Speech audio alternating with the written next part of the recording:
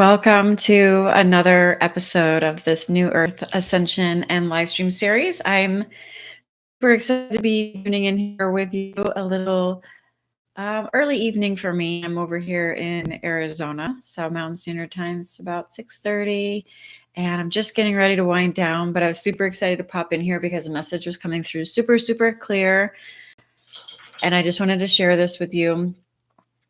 Spirit, the divine God, the divine creator that created you, all that is, that you are, is no longer allowing you to hide.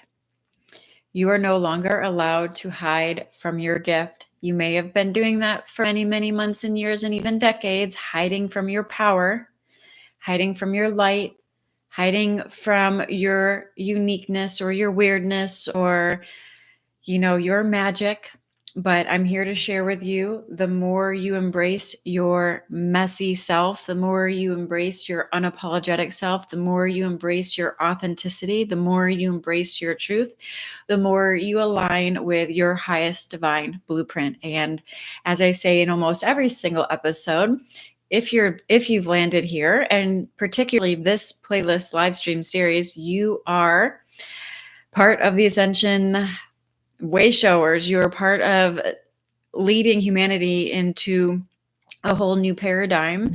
You have soul contracted to be here at this particular time and space in this human experience in order to be a way shower and a light bringer for others, in order to help uplift humanity and raise consciousness on the planet as we shift into new earth. And you are being called, and this call is not going to get any quieter. In fact, any place you hide, you're going to feel more and more uncomfortable. You're going to be divinely compensated the more you step into your truth, the more you step into your authenticity, the more you trust your heart, the more you follow your intuition and the spiritual breadcrumbs and the nudges. And you will be rewarded. You will be moving in alignment with the flow of creation instead of resisting it. Resisting it feels really like you're swimming upstream, like Esther Hicks likes to say, right? There's a lot of resistance. There's a lot of heaviness. There's a lot of what appears to be blockages and things on your path. But what really those are detours, because you're trying to figure this out from an egoic perspective. And when you are hitting wall after wall after wall, those are not blocks, those are divine detours telling you to go back in and connect with your heart so you can follow your intuition and lead with your light, with your uniqueness, with your gift, with your medicine, with your magic, and with your truth, what that means to you and what wants to channel through you will come through you. The more you come into alignment with who you truly are, open to receive, allow the light to come in, be activated by this light, and fully trusting your intuition and the wisdom that lies within you, because you are an ancient soul. You've been here many times. You've incarnated many, many times. You're an old soul, or you may resonate as a star seed coming from other systems. Whatever the case may be, you carry the wisdom within you that is waiting to be unleashed.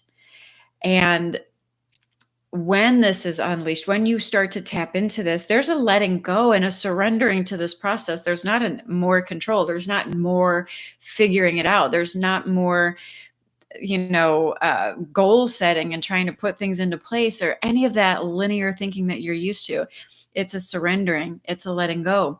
It's a trusting. It's a going with the flow. It's still using healthy discernment, because the more you come into alignment, the funny thing about alignment, you're always in alignment with something, but when you're in alignment with your highest truth and that's your intention, then you're going to bump up against everything that's not in alignment for you. And that's going to require healthy discernment for you to choose differently. And every time you choose differently and you bring yourself back into alignment more and more and more and more with your authentic truth, then you align with your highest timeline, and then things begin to unfold based off of that chosen timeline versus the one that's rooted in egoic need, and which is rooted in separation, fear, um, unworthiness, lack, and scarcity, because the ego always is trying to go out and get more for itself based on a sense of lack or based on a void. And so the thing about the egoic mind is it goes out and it tries to solve all of your problems so you can have this wonderful life, but it does it at the it does it by trying to bypass all of your shadows and everything that you need to look at in order to move into the light, in order to fully embody your truth. And you can't really embody your truth on this journey if you're running from yourself, right? All aspects of yourself. You're a multidimensional being. You exist not only in this earthly reality, but many realities and dimensions beyond this. But in this earthly experience right now, this is the incarnation that you chose to fully be free and live your highest and best soul aligned life, eating the way for new earth. And because you chose this, it is going to be illuminated on your path every place that you are hiding, playing small, or you're running from your truth, which basically means you are running from the love that you are and the abundance that you are. The egoic mind wants to go out there and seek those things outside of yourself and put it on a pedestal as if the things outside of itself are more important than the love and abundance that you already are. And that's the catch 22. That's the trick. The egoic mind is always chasing and seeking externally outside of itself when you already are that which you seek. You already are the love. You already are the abundance. And the more you begin to embody that and live that truth, which cannot be conceptual, it's not a conceptual understanding. It's a full-on integration and embodiment.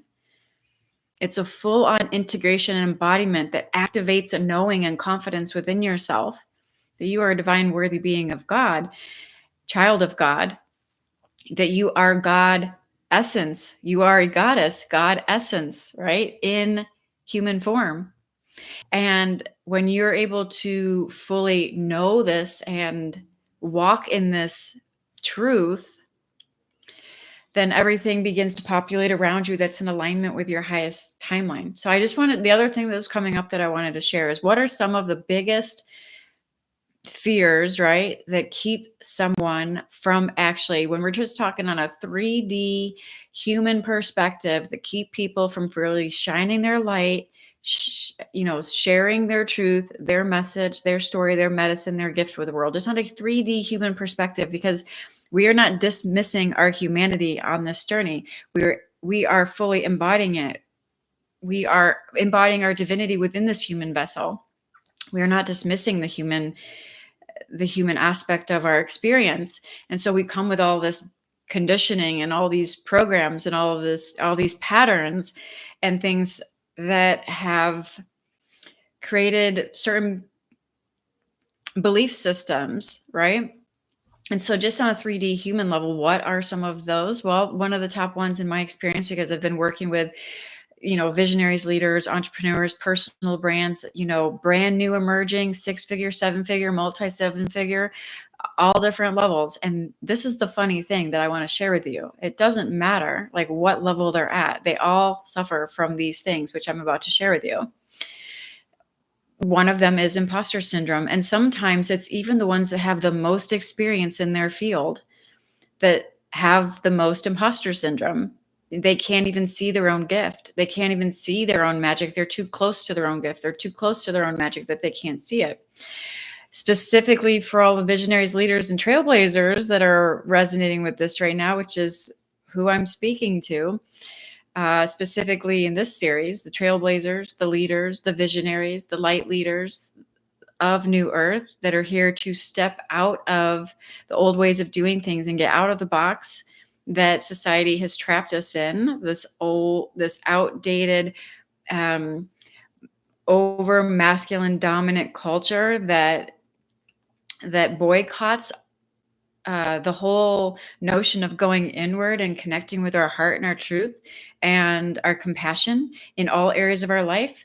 I work every single day with leaders that are infiltrating all different sectors of life, right? In all different areas, relationships, business, entrepreneurship, tech, healthcare, politics, all the things. And the one thing that they all have in common is they don't recognize their own genius. A lot of times they don't know even what that is. They can't articulate. They can't own it because they're so close to it that they can't see their own magic and see their own genius. And there's always a level of imposter syndrome. And here's the thing that's very, very important for those that are resonating with this. Oftentimes, the imposter syndrome is so closely linked with heart-centered leaders and heart-centered visionaries, the ones that are really doing what they're doing because they have a heart-centered, you know, impact-driven mission on their heart to make an impact and to be of service to others. And they're not just doing it to make a buck. They're not just doing it for fame. They're not doing it for accolades. They're not doing it so they can look cool amongst their peers or their colleagues. They're not doing it so they can just climb the corporate ladder, or they're not doing it so they can just, whatever. All of the byproduct of being successful and in your power and being magnetic and being in your truth and being a leader and a visionary, all of the byproducts of that, like success and like accolades and money and all the abundance and prosperity, that naturally flows to them. But that's not why they're doing it. That's not why they want to be an author. That's not why they want to speak on TEDx. That's not why they want to have a foundation. Start a foundation. That's not why they want to grow their brand to 6 or 7 figures or beyond. They're doing it from a very heart-centered reason. And this is very closely linked to imposter syndrome, because when they're doing it from this very heart-centered reason, they feel as if, and this has happened, with so many spiritual entrepreneurs and light leaders that I work with as well, they feel as if, if they were to step into their true power, into their true gift, or shine the light on themselves, or allow themselves to be in the spotlight so their message can be heard, so they can share their story, so they can share their gift, then it means to them they've interpreted it as being ego or being, like looked down upon, right? Because they have this internalized as meaning. It's just a meaning that they've applied to it. They have this internalization that that if they were to if they were to really highlight their truth and their mission and their message and their gift and what they're here to share, and really make it like put it on them in some way, whether it's their podcast or their business or their website or YouTube or like whatever, that they're coming from, they're not coming from a heart-centered place. And if there is one myth that I want to bust, which I feel is so timely and so needed right now, it's that the world needs you. The world needs you. And as a byproduct of you, you are sharing your message and your gift with the world. But the world needs you in your authentic truth, aligned with your heart, sharing your message, your gift, or your medicine with the world, and whatever that means for you. The world needs you. The world craves you and your genius and God-given gifts and divine superpowers that God has gifted you with. And hiding from those is what I would argue is ego. Ego can be both ends of the stick, right? Ego can be, I'm better than everybody else and look at me, I'm special, right? And then ego can be the opposite side of the stick that wants to run and hide and dim the light and play small and run from the gifts and dismiss it and run from your own power and run from your light, or consider yourself less than others or someone that is not worthy of having the life that you love and the impact that you're here to make. That is ego as well. And when I work with heart-centered entrepreneurs and sacred visionaries and conscious leaders and business owners and personal brands and things like that, they're always coming from a heart-centered place. They're always coming from a place within themselves that is not rooted in the external accolades that naturally do come, but that's not why they're doing it.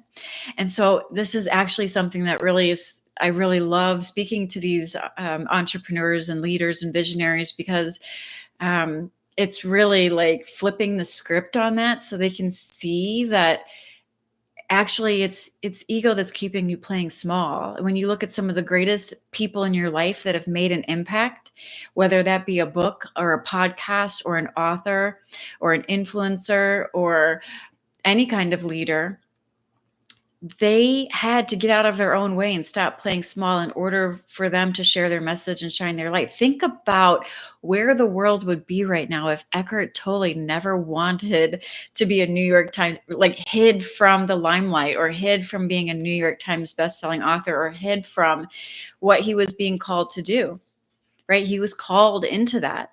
He will tell you this himself. He was sitting on a park bench for years looking like a homeless person after his awakening, before he had this divine discontent, he calls it a divine discontent, where he knew he could do more, he could offer more, he could be of higher service than just what he was doing, which was at that time being present with life, being life itself. Like he was he was there, he was fine, he was in his spiritual ascension, right, in the process of awakening and deepening and embodying into his mission. And that it was the divine discontent, which is what empowered him from within, that divine discontent, like that. And he'll be the first to say that he was speaking to himself when he basically asked the universe or life to show him how he could be of higher service. He was speaking to himself, because you are life. So it's not like you're like begging outside of yourself for someone to help you out. Like, you are one with life. And as he set that intention in full inner union with the life force that he is, when that divine discontent was felt, he was naturally inspired from within to move to the United States on the West Coast. And one thing led to another. Next thing you know, he's on Oprah, and I don't know all the details on the rest of the story, but what I can say is that he had to. And he even says it was way bigger. He was kind of a hermit. He was kind of like, he didn't want the limelight. He would have never probably chosen that. Even as he started to become famous and really well known, he thought it was, I was listening to an interview of him maybe like 6 months or so ago, and it was interesting to listen to him. But he said, "Oh, maybe I asked for too much," because next thing you know, he was on Oprah, like and things like that, and people were sending him limos to sit in to go to speaking events when it was just him, and he thought it was like really ridiculous that someone would send him a limo. He doesn't need a limo to go, just to get a ride over to the event, right? And so there is a humbleness to his service, but he was also guided into the limelight, into the spotlight, to shine his gift with the world. And can you imagine if he didn't? Can you imagine if somehow he was able to resist that? Which, that's a whole nother episode, like if that's even possible. But to the degree of what free will we have, and to degree like what is divine destiny and all of that kind of stuff, that's a really exciting topic of conversation to play with. But for the purpose of this, can you just imagine, like, if you didn't step into that limelight, and then put anybody that's helped you in your life, that is a prominent figure, that's stepping up into their divine mission, or sharing their message or their gift or their story. They don't even have to be like an Eckhart Tolle or a famous author or anything like that. It could just be someone that's leading a community retreat or whatever. Like, when people are able to stand up in their truth and in their power and be authentically themselves, this is what impacts people on a heart soul level. And so the divine only wants you to be you, and you can't hide from you. If you're listening to this, the messages, you can't hide anymore. And the good news is it's not any, it's the easiest thing in the world to be you. Like, the divine only wants you to be you. The action steps are laid out for you. He could have, like, going back to Eckhart Tolle's story, he could have never figured out like how this was all going to play out. You probably would have never believed it if you told him what was in store, like, as he takes these divine steps, right? Like, it's beyond knowing. It was beyond the mind. He just followed the next step, which was to move to the West Coast of the United States. I don't even think he had a plan. He just moved because that's what the guidance told him to do, right? So you hear this a lot. Oh, I'm sure this is not your first spiritual video you've ever watched, right? You are divinely guided. You are divinely protected. Everything that you've grown through and been through, none of it is on accident. The fact that you've landed here is especially not on accident. And the fact that if you've landed here and you're hiding from your gift in any way, that's especially not on accident, because the divine is using me right now to share this message from me to you. And I say that in air quotes because we are one. There really is no separation. You called me in. I'm a mirror for you. You're a mirror for me. Like, this is how it works. Like, we are one rising together. And apparently someone out there needed someone like myself to come in and tell you to stop hiding. Your soul, your divine guidance system called in someone like me today to tell you to quit hiding and get out of your head. And here's the thing I wanted to share about, like when I speak with entrepreneurs, like I said, even like, brand new, brand spanking new, never started a business before, 6-figure, 7-figure, multi-7-figure personal brands, experts in their field across all different, sectors, whether that be even politics or education, sales, leadership, tech industry, all of the places.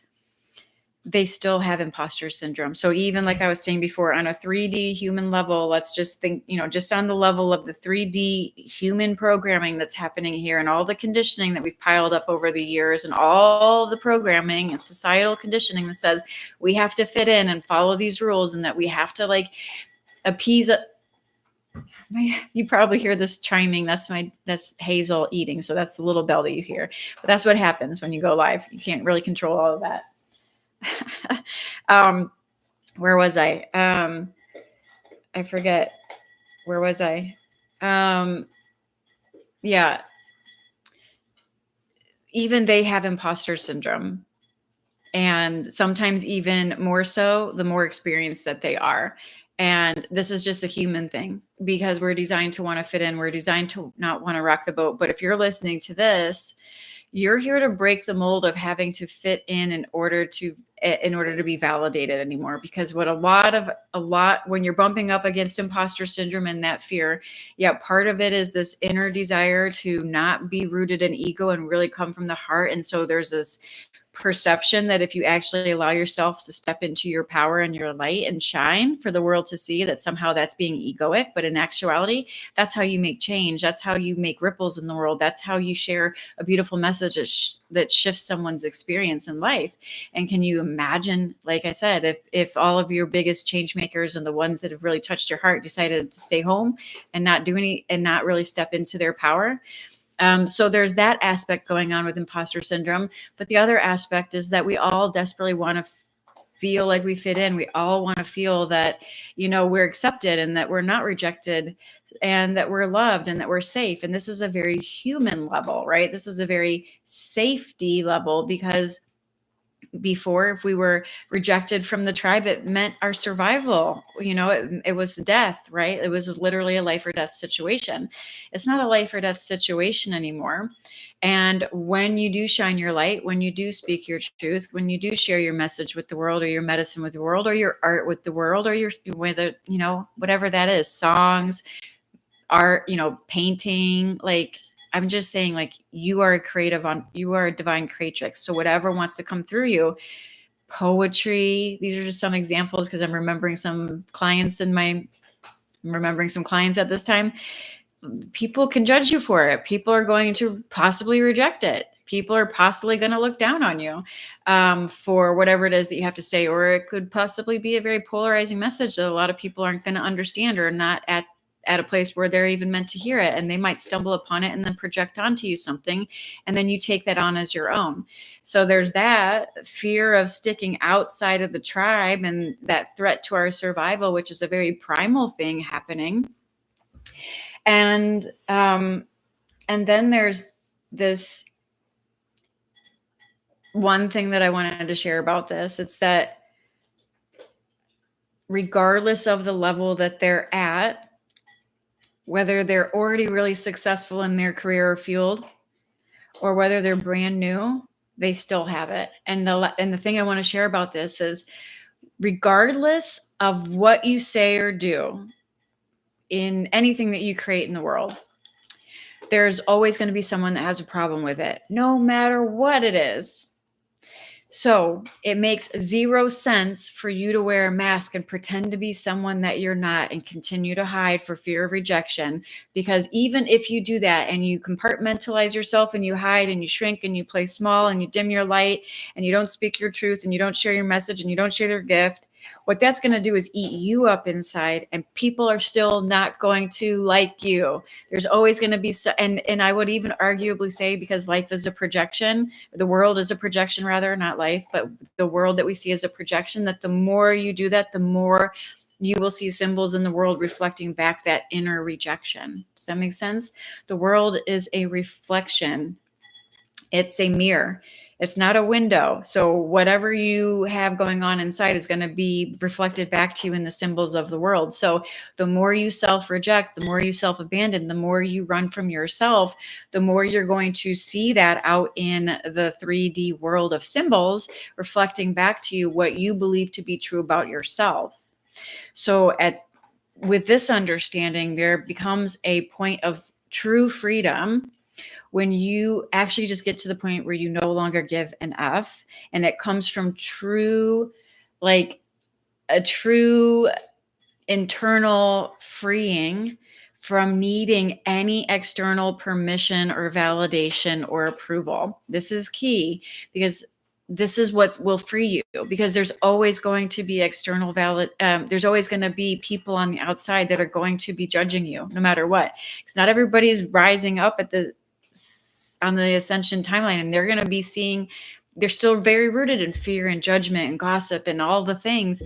That's not your concern. Is this making sense? Like, the world is going to always reflect back to you what you are embodying within yourself and what you believe to be true. And it's going to give you that reflection back to yourself. So the more you self-abandon, self-reject, and self-betray, then the more you're going to not only see that level of rejection outside of yourself, but the more you'll be triggered by it. Like, once you transcend the need for that permission, approval, or validation outside of yourself, it still may exist. You're still going to be moving about this 3D reality, but it won't hook you. It won't phase you. You won't be energetically charged by it anymore. You won't be affected by it anymore. You will see it for what it is.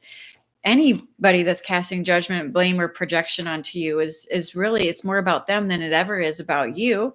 And so the key takeaway here is when you see it across the board unanimously with all industries, all levels of success, like, it doesn't matter. There's still this fear of not fitting in and being rejected, to the point where, you could be really high up, for example, just as an example, really high level, C-suite executive or founder or CEO or something like that, or in corporate or something like that, as an example. And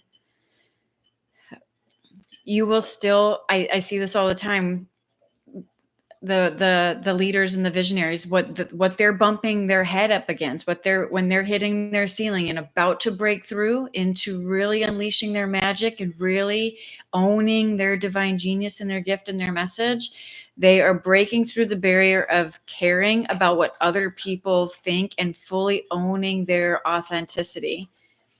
And it's kind of funny, because when I think about this and I kind of visualize it, I'm just going to break it down and talk straight for a second. Everybody is kind of full of shit, trying to fake it. So many people are wearing a mask, and think of how ridiculous this is. One person's over here in a box playing by the societal conditioning that dumb you down and try to keep you from being authentic and keep you from shining your light. And don't say this, it's too much. Don't say that, it's too much. You got to stay here because this is what's accepted, and this is what will make money, or this is what will get sponsors, or this is what will sell advertising. But if you go this way or you go this way, you're going to lose people, or you're going to lose votes, or you're going to lose ratings, or you're going to lose money, or you're going to lose advertisers, or you're going to lose sponsors. And so everybody's like playing in this little box, and it's like stepping their foot out. I'm just doing really weird gestures right now. It's like they're just stepping out of their box just a little bit. And the more it's like, dipping their toe in authenticity. When they dip their toe in authenticity, ooh, it ruffles some feathers. And then when it ruffles some feathers, like, ooh, well, maybe I should go back. I don't really like the heat. I don't really like the pressure. I don't really like the restriction. I don't really like the threat to my job. I don't really like the threat to my stability or my security. I don't really like not knowing if someone's going to replace me. I don't know about this. So they dip their toe in the pond of authenticity and they start to shine a little bit in their own authentic truth and voice. And then they get the heat and then they get the whiplash from that, or the rejection, or the naysayers, or the boss, or the superior, or the manager, or the owner, or whoever that's saying, like that's going to upset our partners, or that's going to upset this, and like just apply this to whatever area makes sense. I know I'm using certain like jargon for certain industries, but this applies to all industries. It does. And I've seen it in all industries. And so what's happening right now in the collective is people are ready, especially women that I've been talking with. And this is men too. I've talked to men doing this too, but I'm just saying, like right now, just even the last few days, been a lot of women ready to unleash their magic and own their gift. And some of them have been trailblazers for a long time, and they're kind of like a little bit more of a wild card, and that's just, it's really working for them. The ones that have learned to own it, because they get mad respect and they are very magnetic and they get mad respect in their industry because they are able to own it, and because they're not coming from a compromised sense of confidence. They're not coming from needing the external validation. And that's really breathtaking to see, and you can see how magnetic they are and how much they just attract so much stuff, so many opportunities and people and everything to them. And even if it does ruffle feathers, people have mad respect for it. That's the thing about magnetism and true power. As you step up as a visionary leader, people may not like what you say. Some people, it may ruffle their feathers or rock their boats, but deep down, energetically, you're talking to a whole nother part of them. You're not talking to this part of them, the egoic brain, the mind. You're talking to their heart and soul. And that's the one thing we have in common. We are the one soul. We are the oneness all together. And that's the part that you're talking to. You're talking to the authentic part of them, the part that is rooted in truth, the part that is rooted in love, the part that is rooted in compassion, the part that is rooted in oneness with all things. And when you're able to shine your light from that place, that's who you're speaking with. And so even though on surface level, some of them might not like it, and even though on surface level, some of them that are really, really digging their heels in with their ego really might not like it and might threaten your position or your job or whatever for it, like at a deep level, you are affecting change at a core level, at a core frequency, and you are talking to the souls, even of those that don't like you at first, but you're activating something within them, because you're speaking to a deeper part of themselves. And so they will mad respect you for that, and they won't even know why. You will gain their respect, even if they don't necessarily agree with you, or like it. That's another thing. They may feel uncomfortable around it because as you shine your light and activate, like they're going to be forced to see their own shadows of where they run and hide from their own truth and authenticity and light. And that's the whole point. Both is medicine. You're activating those that are ready, and you're also triggering those that are still hiding. And both of those are medicine for New Earth. In order to rise up as a collective, some people have to be triggered. Some people have to have their boat rocked. Some people have to have their feathers ruffled. Like that's the whole point. That's why you're a trailblazer. That's why you are the lone wolf. That's why you're the black sheep. That's why you're the one that's been misunderstood, because you were willing to step out of the box and walk the uncomfortable path, because you've been being primed your entire life for this phase of your journey right now. And when I see the ones that are fully embracing their authenticity, like I said, they are full on magnetic, and they are attracting opportunities and situations and people and all the things to them very easily and effortlessly.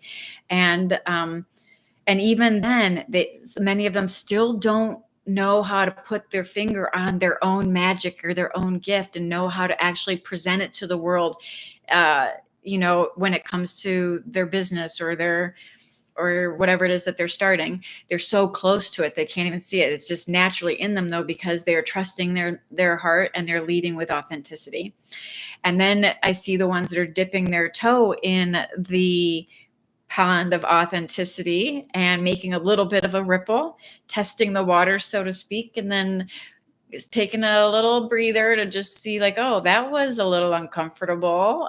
Wonder what's going to happen if I continue to go down that road, and they start to ask those kind of questions because they're jumping up to their mind and they're leading from the conditioning that everybody has been, all the conditioning that we've all been programmed with, which is that we have to follow the rules, fit in and stay, compliant, and not question the ways of doing or being or relating or transacting business or anything like that. And this is not the era that we're in anymore. We are in the era of questioning. We are in the era of saying, wait, maybe there's a better way to do this. Oh, wait, maybe there's a more loving, more compassionate way that we can, be in partnership, be in relationship. I mean, even conscious uncoupling, conscious divorcing and things like that. Like we're in an era where we are shifting into, wait a second, maybe we should question this. Maybe there's a better way to do this. And those are the change makers and the visionaries that I love working with at all different levels of the game, whether you're brand new or well into it, but making a huge transformational pivot and shift in their journey because they are full on ready to own their authenticity. So I know right now I'm speaking to someone that needs to hear this. As a light worker, as a light leader, we come in all different shapes and sizes. We are infiltrating humanity in all different ways, right? Like we look different. We have different gifts. We have different talents. We channel ancient wisdom. We have, different levels of self-mastery and things like that, and different skill sets that we've mastered over our lifetime that have perfectly primed us to be who we are with all of our God-given gifts and divine superpowers, divine genius, I call it, ancient wisdom, coupled with our self-mastery on the human level and the embodiment level and all of the skills that we acquired along the way. None of it goes to waste. All of that is used for good. All of our 3D, skills, that we've acquired along the way. And so, yeah, this is just really exciting. The message that it's just a beautiful time to be alive right now and witness this. And I know the message that was wanting to come through is that your days are numbered if you're hiding. You're not going to be able to do it anymore if you're resonating with this. And doesn't mean that this is not to plant fear. This is not like, like that there's anything even urgent for you to do. There's not. Like you are already able to be you. Like you are you, right? There's nothing. You're the only one that can do it. There's no competition. There's nobody to compare yourself to. There's you know what I mean? Like it couldn't get any easier, but at the same time, it feels like it's the hardest thing to just be you. We've been so conditioned and programmed to be anything but ourselves and to run from our feelings and to not trust our intuition, to rely on external systems or people or organizations or groups or religions or whatever to tell us how we should feel, what we should do, what we should think, how we should pray, where we should go, what school we should go to, like what we should learn, like all the things we've been told for lifetimes what we should be doing. And this message here is saying you are you already. You are you already. God has been guiding you on this journey. Everything is perfect. You are you already. There's no one to compare you to. There's no comparison at all. There's nothing. So the good news is this is the easiest thing for you to do. The hard part is what appears to be hard, which isn't really hard. It's hard until it's not. Let's just say that. It's hard until it's not. After that, it's like the easiest thing to do. And it is the easiest thing to do. But when you're stuck in your mind, it's not the easiest thing to do. The true journey is the journeyless journey. It's the journeyless journey home. It's the pathless path. It's this, it has no steps, it has no phases, it has no goal, milestones, or anything like that. You're already you. You're authentic you. Now, if there were a path per se, It would just be to peel off the layers of untruths that have been layered onto you. This is the unbecoming, not you building another version of yourself that's bigger and better. This is the unbecoming and peeling away all the lies and all the layers of untruth and all the layers of falsehood that have been layered upon you through society or through your your family or through traumas or dramas or conditioning and ancestral and all of lifetimes karma, like all of it. Like you're burning through all of it in this lifetime. It's all getting peeled away. The mask is coming off, and what is revealed is you, the true you that you always are, you always have been, you always will be, that is beyond this physical form, that is one with all that is looking through your eyes right now, that is beating your heart, that is pumping your blood, that is growing those flowers. It's the same life force energy, and that is you. And it's a peeling away of all the things that you thought yourself to be. So there's no longer a case of mistaken identity on this journey. You know who you are. You know who you truly are. And when you truly know that, you can walk in confidence, true confidence, not the kind of confidence that wavers anytime someone out there in the peanut gallery or naysayer has something to say about it. True confidence that can't be taught. This isn't something you can take a class on. I mean, I do have programs on embodying your divine confidence, but all that is getting you back to who you truly are. It's not something that you can acquire, I guess you could say. It can't be taught in an external way. It can't be conditional. It's your true divine confidence is really getting you back to you, bringing you back to you, who you truly are and who you always have been, which is life, which is one with God. You are divinity in human form. And when you can tap into that and truly embody your divinity and live authentically, it'll be the most natural thing to live authentically. Because when you are so anchored in you, I had this realization not too long ago when I don't even know if I can explain this. It's not something that's explainable. That's the whole thing. When you're living as your divinity, you can't even explain it. It's not something that can be explained. There was just this, I don't know if I can put words to this. I don't even know if I should attempt to put words to this. A realization that, oh, there's just love. There's just love. Like there was no fear present.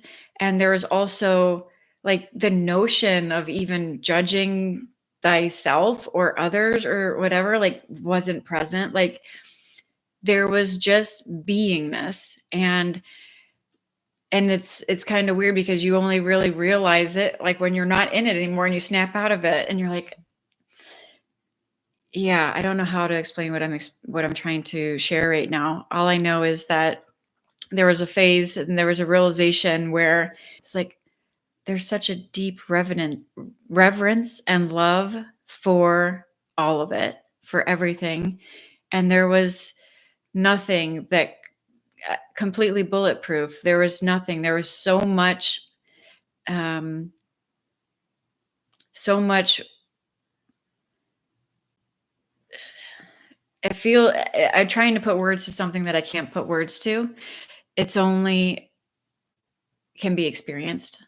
It only can be experienced. It really can only be experienced. I can't put words to it. I'm just talking in circles right now, not making sense.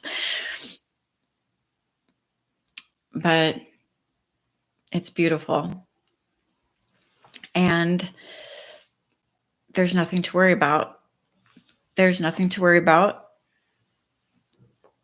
You are divinely guided and you're in the right place. There's nothing to worry about. Yeah. It's like a catch-22. It's kind of like the best teaching would be just to hop on this and be completely silent and say nothing. That would be closer to the truth than me sitting here trying to put words on what it is that you truly are. It's beyond the mind. It's beyond conceptual. It's beyond words. It can only be realized and experienced and embodied. And that's a beautiful journey to be on. And if you're listening to this journey to be on. Look at how paradoxical all these words are. It's really just, you can't even talk about it. It's one big paradox. And if you resonate with that, then you know what I mean. You're here, you are on this ascension timeline, and this is, we are rising in this together. This is why, like, when we talk about like moving into new earth frequency and like having to release the need to know, it's like that's the mystery that you live in. Like, there is nothing to know when you are fully living. Like, there's no words for it when you're living from your, embodying your divinity, the presence that you are, the essence that you are, what's looking behind your eyes right now. Like, when you're living from that, there is nothing to figure out. There is nothing to know. There's only divine inspiration that comes through, you know?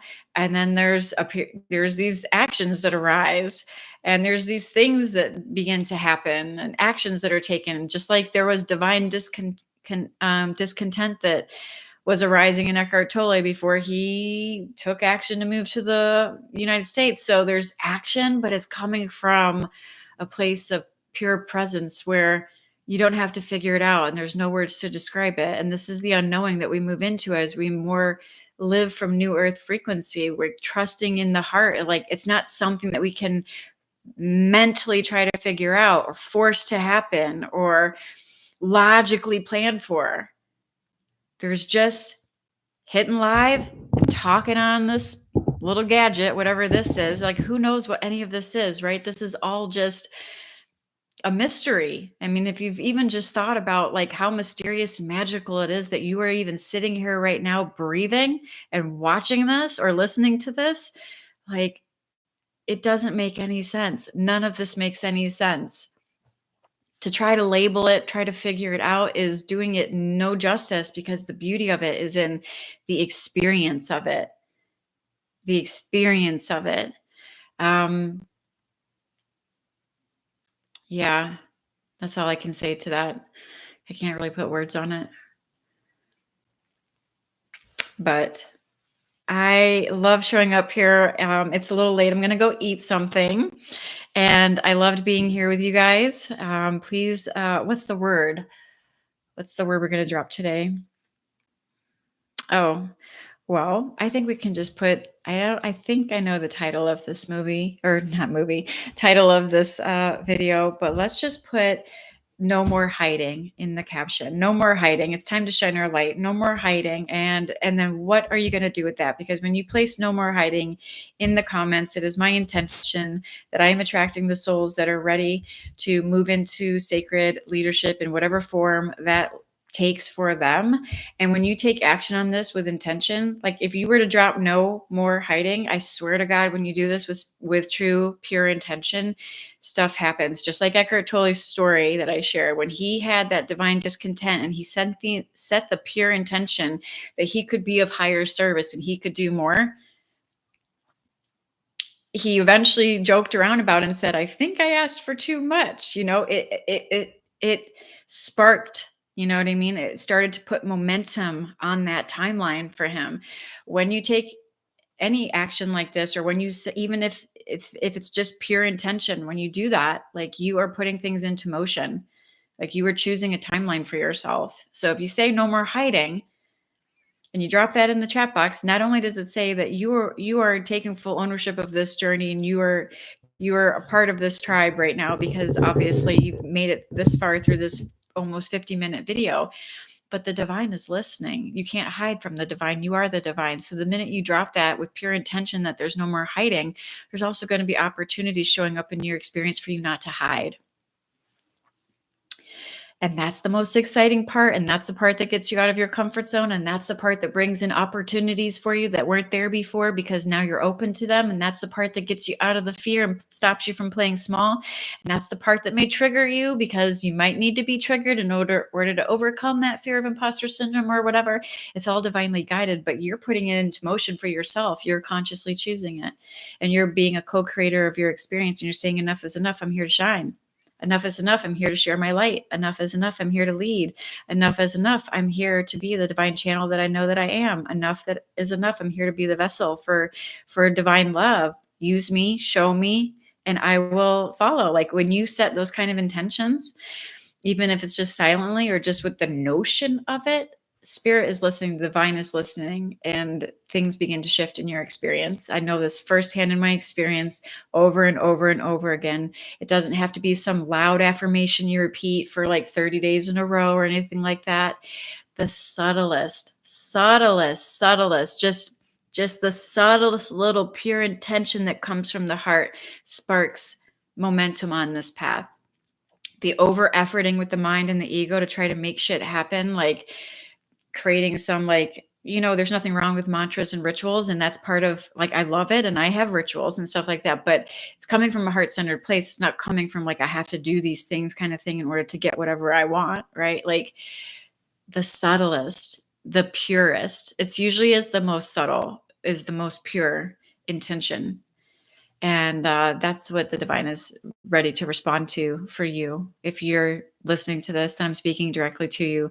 The divine just wants your sincere intention and your devotion to this path that you're on, so that you can show up and they can support you in showing up in the way that you already agreed to do before you were born. So, as part of your soul contract.